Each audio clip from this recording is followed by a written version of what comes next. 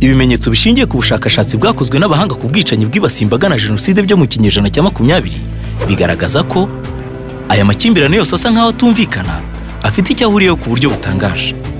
Ibibazo by'ubuzima bitera umutekano muke mu bantu.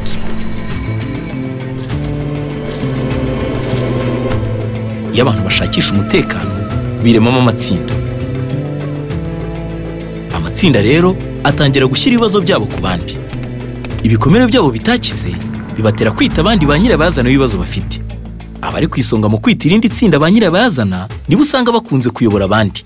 Abo nibo barema icyerekezo cy'ubuzima bwiza maze bakagaragaza ko iri tsinda ari ryo mbogamizi ry'ibyo bashaka kugeraho. Guteshwa agaciro igihe kirekire biyobora umuntu mu bugizi bwa nabi. Kugira abandi nabi bitera babikoze inkomanga ku mutima kugira ngo bikize iyo nkomanga bishyiramo ko ibikorwa byabo biri mu kuri. Gukomeza kurebera ibikorwa by'ubugizi bwa nabi bituma bikora bumva bari mu kuri bakumva bashyigikiwe. Amakimbirane n'ubugizi bwa nabi bikiyongera, intambara yatera ikorohereza jenoside gushoboka.